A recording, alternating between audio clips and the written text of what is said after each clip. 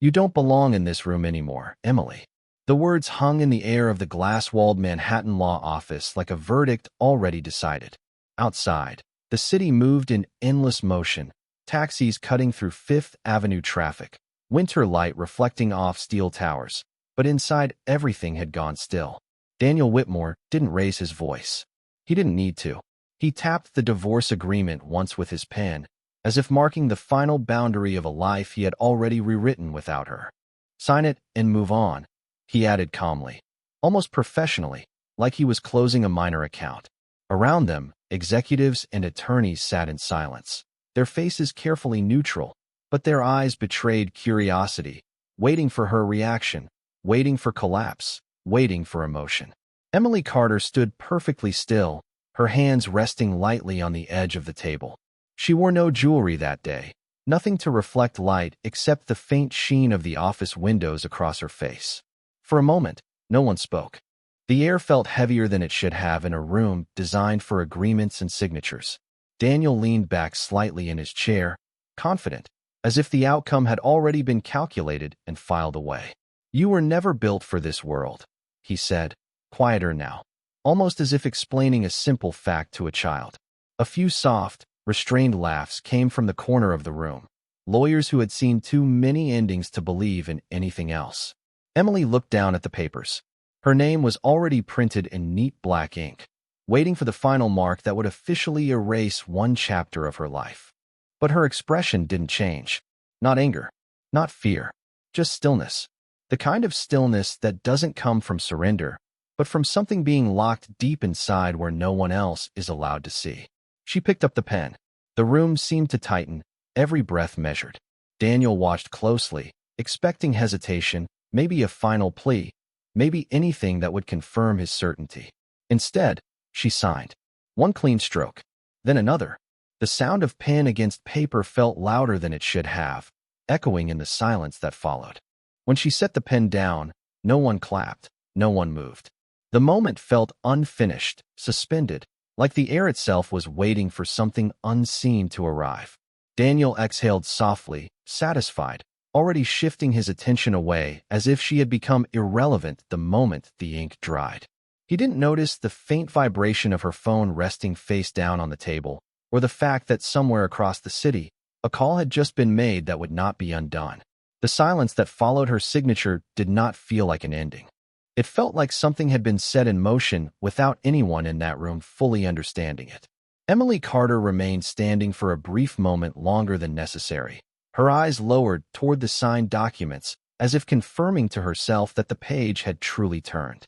Around her, the atmosphere in the Manhattan law office slowly returned to what everyone believed was normal. Chairs shifted, papers were gathered.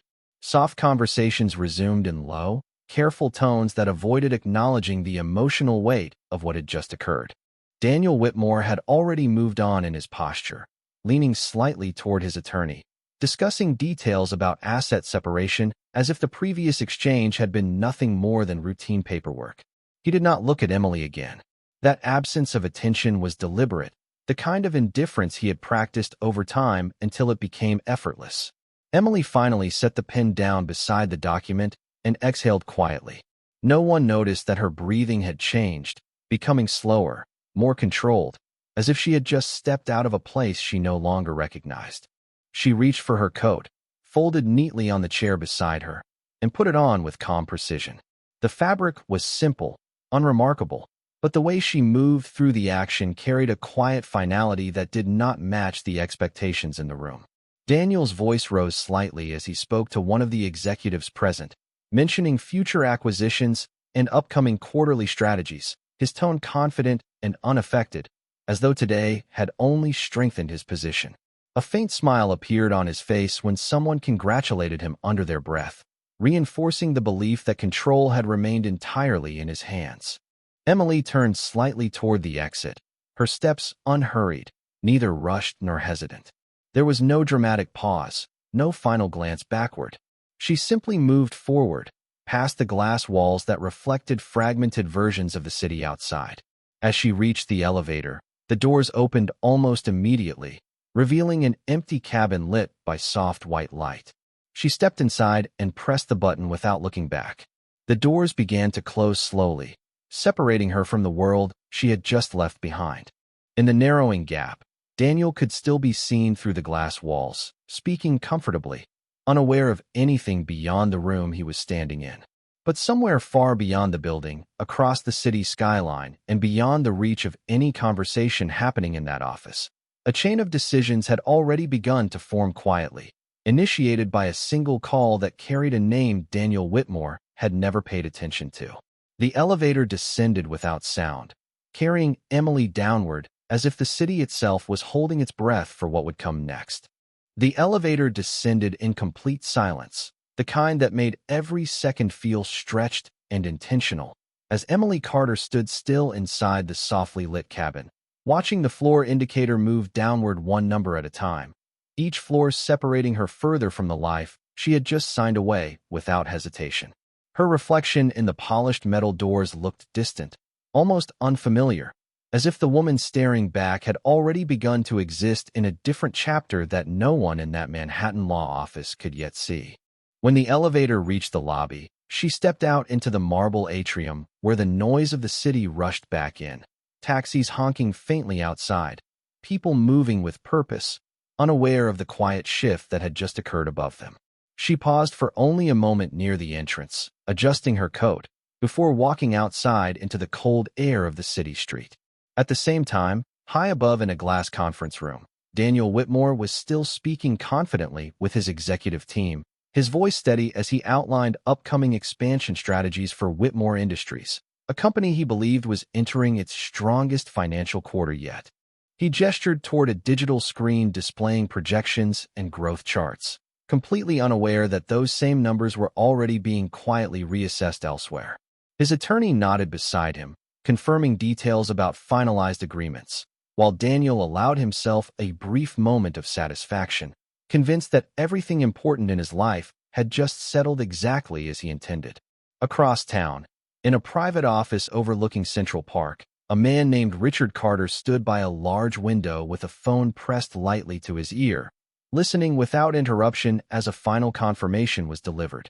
He did not speak immediately after the call ended, instead placing the phone down with calm precision before turning slightly toward a long table where several financial reports and acquisition documents were already laid out in organized stacks. The room around him was quiet, controlled, and deliberately removed from the noise of public markets. A senior advisor standing nearby spoke only once, confirming that the acquisition threshold had been met through layered subsidiaries and silent market entries, ensuring that no public signal had yet been triggered. Richard Carter gave a slight nod, his expression unchanged, as if this outcome had always been the expected one. There was no celebration, no visible emotion, only the quiet certainty of execution already in motion. At that exact moment, the first subtle shift appeared in the financial system linked to Whitmore Industries, a minor freeze in trading activity that analysts would later attribute to technical recalibration. Daniel, still in his boardroom, did not notice the slight delay in updated figures on his tablet, nor the brief hesitation in his assistant's expression as she refreshed the internal dashboard. Instead, he continued speaking, unaware that ownership structures were already being rewritten in layers he had never been invited to see. Emily, meanwhile, had reached a quiet street corner a few blocks away, where she paused as her phone finally vibrated once inside her pocket. She did not look at it immediately. For a brief moment, she simply stood there among the moving crowd, invisible yet no longer bound to anything behind her, while somewhere far above her in the corporate world she had left, the first silent stages of a takeover had already begun without a single announcement. Emily Carter stood at the street corner as the cold New York air moved through the crowd like an invisible current, carrying voices, footsteps, and distant traffic signals that blurred into a constant urban rhythm. Yet her attention remained still, centered, as if the world around her had temporarily slowed to match the weight of what had just changed. She finally looked down at her phone, where a single vibration had turned into a sequence of unread notifications, each one arriving without explanation but carrying the same quiet intensity. There was no urgency in her movement, only certainty. As she unlocked the screen, and saw the first message appear from an unknown executive contact tied to corporate filings she had never personally followed before. Meanwhile, several floors above the city in Whitmore Industries headquarters, Daniel Whitmore remained in motion, standing at the center of a glass-walled boardroom where digital displays continued to project confident financial forecasts, his voice steady as he discussed projected revenue growth with his leadership team, completely unaware that those numbers were already being recalculated in a separate system he did not control. Around him, executives nodded in agreement, their attention fixed on his authority, reinforcing the illusion that stability remained intact. In another part of the city, inside a private office overlooking Central Park, Richard Carter reviewed updated acquisition confirmations with measured silence, his hands resting lightly on a polished table as legal representatives confirmed the final stages of a multi-layered purchase structure that had been designed to remain invisible to public tracking systems. There was no celebration in the room, only precision, as each document was reviewed and approved with calm finality, ensuring that ownership transition would occur without disruption or warning. Back in the boardroom, Daniel's assistant hesitated briefly as she refreshed the internal financial dashboard, noticing a subtle delay in system synchronization that did not match standard operational patterns, but she said nothing, attributing it to routine processing adjustments.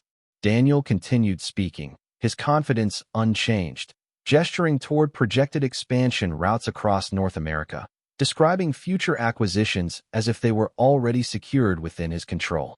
Outside the building, Emily began walking slowly along the sidewalk, blending into the flow of pedestrians while her phone continued to light up in her hand, each notification carrying fragments of information that she did not yet fully assemble, but instinctively understood were connected to something larger than a simple corporate update. The city around her remained unchanged in appearance, taxis passing intersections, office workers moving between buildings, street vendors calling out quietly to passing customers. Yet beneath that visible surface, invisible decisions were already locking into place across financial networks and ownership records. Inside Whitmore Industries, a final internal system update began to propagate through subsidiary accounts, creating a temporary freeze in trading visibility that would later be described as routine recalibration by analysts who did not see the underlying cause. Daniel glanced briefly at his tablet as it refreshed, noticing only a minor delay, before continuing his conversation without interruption, unaware that this small pause marked the beginning of a structural shift he had never anticipated. Emily stopped walking for a brief moment near the edge of a crosswalk, her gaze fixed forward, not reacting outwardly to anything specific, yet fully present in the unfolding transition that connected her silent departure from the law office to a much larger movement occurring beyond her immediate view.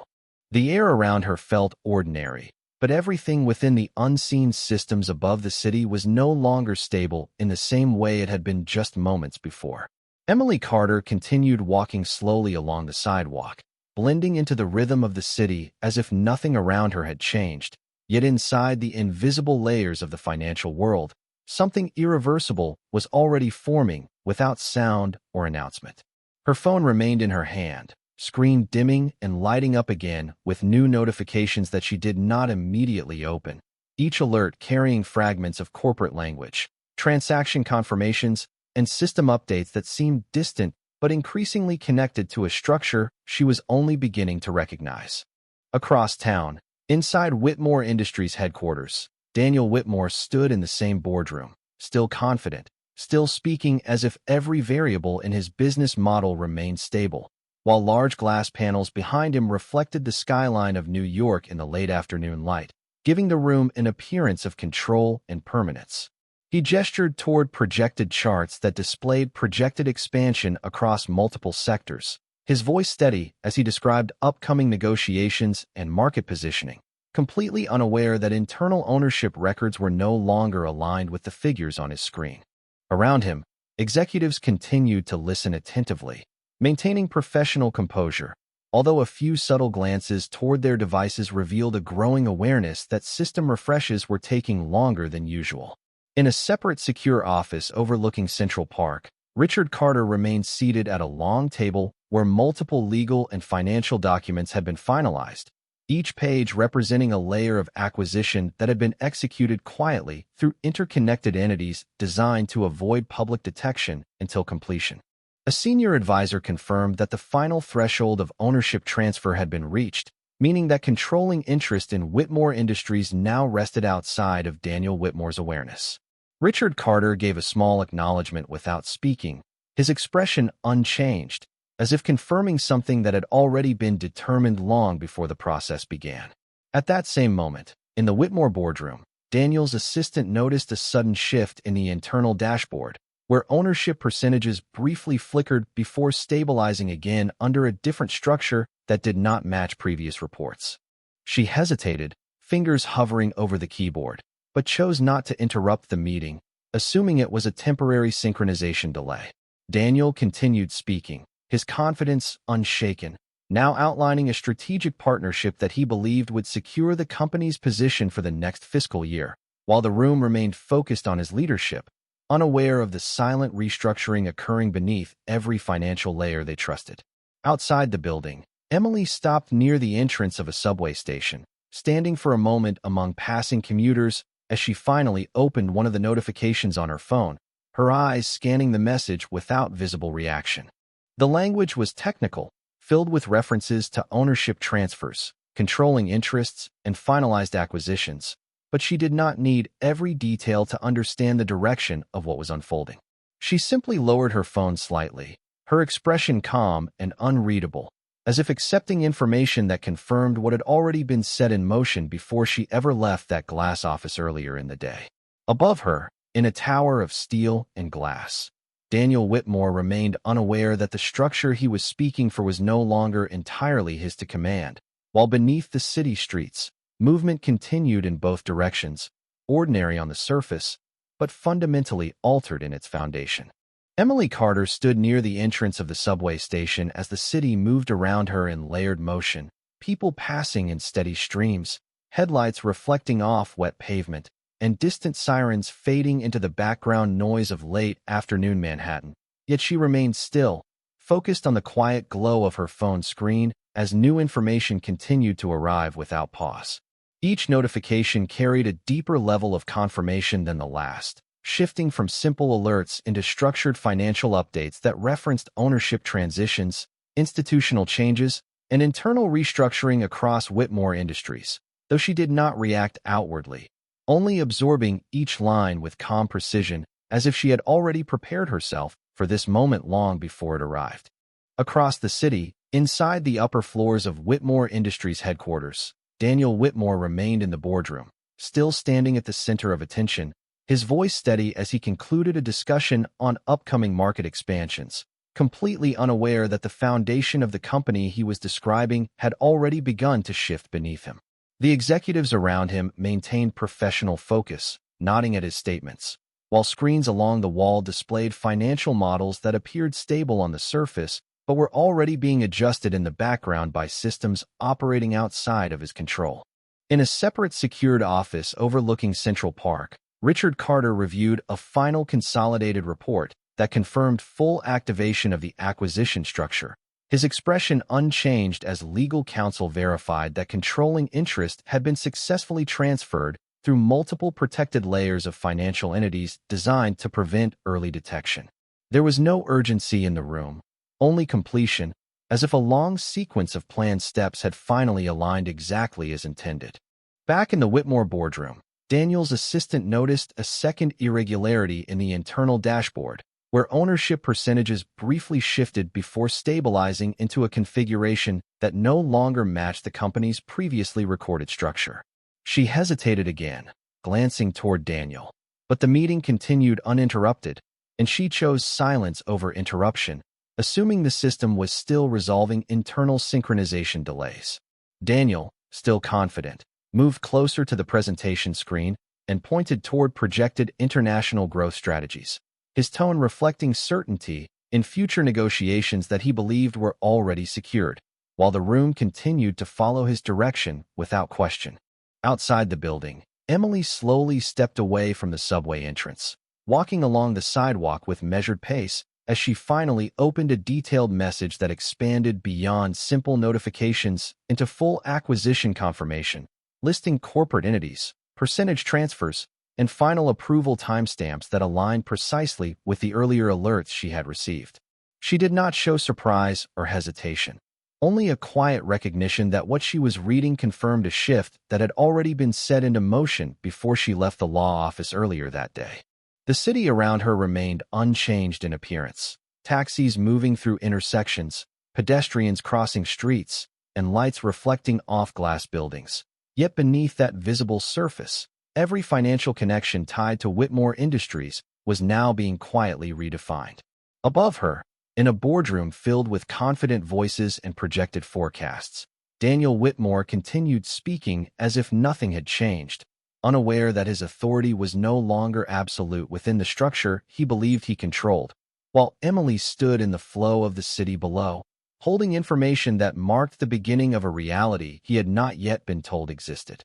Daniel Whitmore remained standing at the center of the boardroom as the discussion around him continued with steady confidence, his voice carrying the same controlled authority as before. Yet beneath the polished surface of the meeting room, subtle inconsistencies were beginning to appear across the systems that supported every statement he made. Large glass displays behind him showed projections of growth across multiple markets, while executives followed his direction without hesitation, trusting the stability of data that had not yet visibly changed on their screens.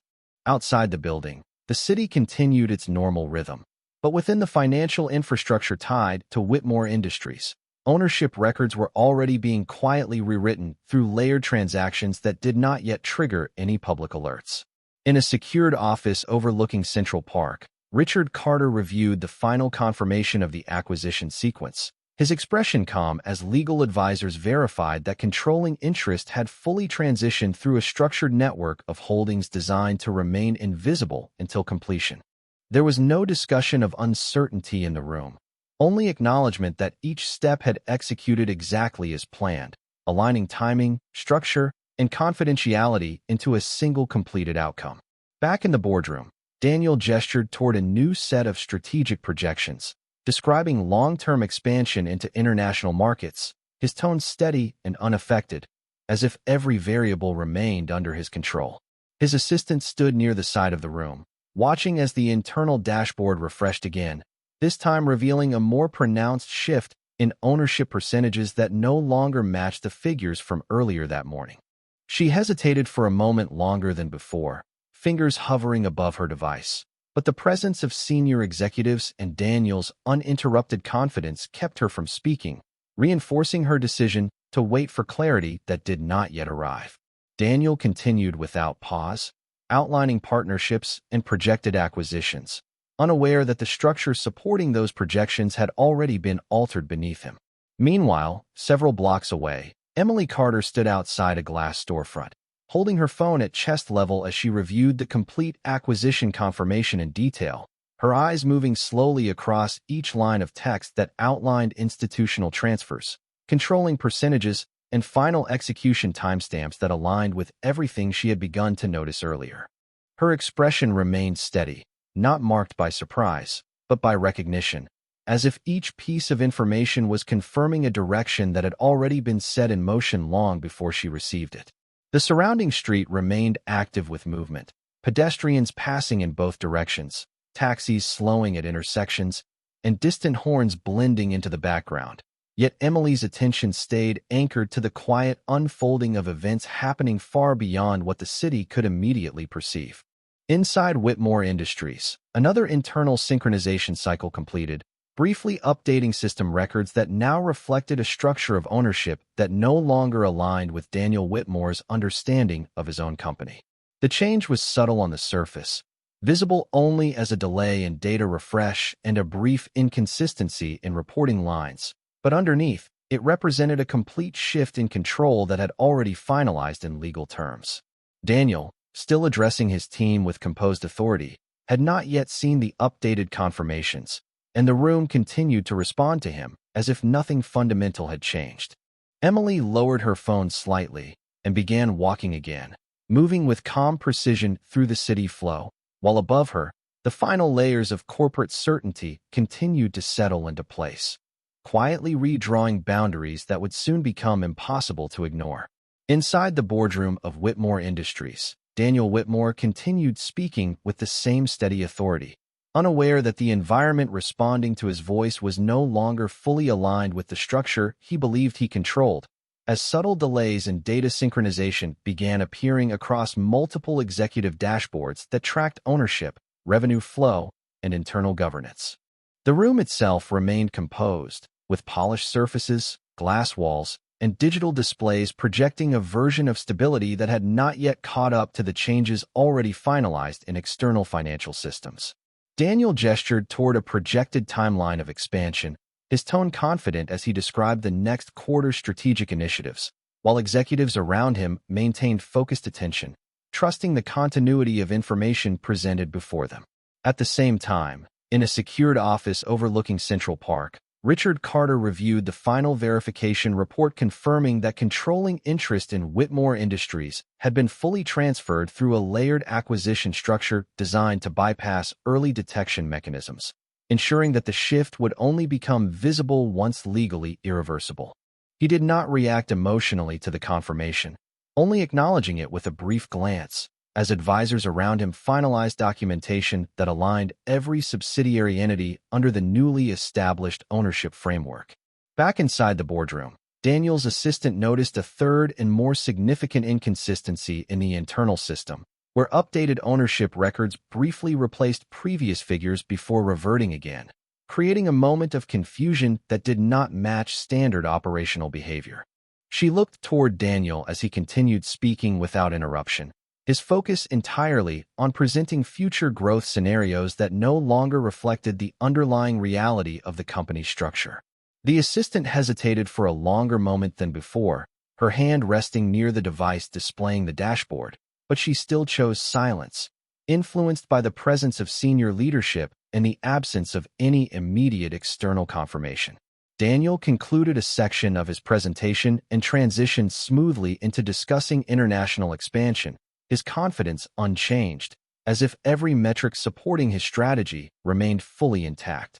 Outside the building, Emily Carter moved through the city with quiet composure, walking past intersections and storefronts while holding her phone at her side, where the full acquisition confirmation remained visible in detailed legal and financial language that she had already read more than once.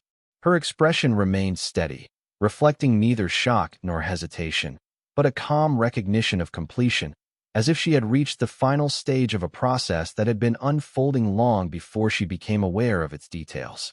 The city around her continued its normal rhythm, with traffic flowing, pedestrians moving between destinations, and ambient noise blending into a constant urban background. Yet beneath that visible surface, corporate structures tied to Whitmore Industries were now fully realigned within financial networks that operated beyond public awareness. Inside the headquarters, another system update completed its cycle, locking in the new ownership configuration across internal records, ensuring that all reporting structures now reflected the finalized control distribution that had been established earlier through private transactions. Daniel, still addressing his executives, remained unaware that the authority he was exercising in that moment was no longer supported by the ownership framework beneath it, as every word he spoke continued to be accepted within a system that had already transitioned beyond his control. Emily slowed her pace briefly at a crosswalk, lifting her gaze toward the surrounding buildings, where glass and steel reflected the fading light of the afternoon, before continuing forward with the same calm certainty, while above her, the final layer of corporate transition settled into permanence without announcement, leaving only the illusion of continuity visible to those still inside the old structure. Inside the boardroom of Whitmore Industries, the final moments of the meeting unfolded with a calmness that no longer matched the invisible reality beneath it. As Daniel Whitmore concluded his presentation with the same confident tone he had carried from the beginning, unaware that every system supporting his authority had already transitioned into a new ownership structure that no longer included him as the primary controller. The executives around him remained attentive, their focus still anchored to projected growth charts and strategic forecasts displayed across the glass wall screens, even as subtle discrepancies in internal data continued to appear and resolve themselves without explanation. Daniel stepped slightly away from the main display, his voice steady as he summarized the company's direction for the upcoming fiscal cycle, reinforcing a vision of expansion and dominance that had already been quietly reassigned through financial mechanisms he had never been informed about. In a secured office overlooking Central Park, Richard Carter reviewed the final completion report once more, confirming that all legal and institutional thresholds had been satisfied, ensuring that Whitmore Industries now existed under consolidated control within a network of entities designed to remain invisible to public and internal detection systems until full execution was complete. He placed the document down with deliberate calm, acknowledging the end of a process that had been carried out across multiple silent layers of financial infrastructure, each step synchronized to avoid disruption or premature exposure. Back in the boardroom, Daniel's assistant noticed that the internal dashboard had stabilized into a new configuration, where ownership data no longer fluctuated, but instead reflected a finalized structure that placed controlling interest outside of Daniel Whitmore's authority, though the system still displayed it in a way that appeared momentarily inconsistent with previous records. She looked up again toward Daniel, who was now engaging in final remarks, his tone unchanged, his confidence still intact, even as the foundation of the company beneath him had already shifted into permanence.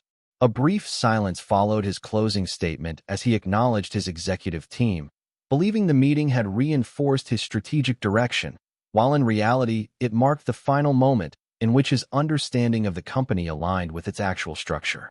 Outside the building, Emily Carter stood near the edge of a wide avenue, the city moving around her with its usual rhythm of traffic lights, pedestrian crossings, and distant conversations blending into the ambient soundscape of late-afternoon Manhattan, while she held her phone at her side, no longer needing to check the notifications that had already confirmed what was now complete.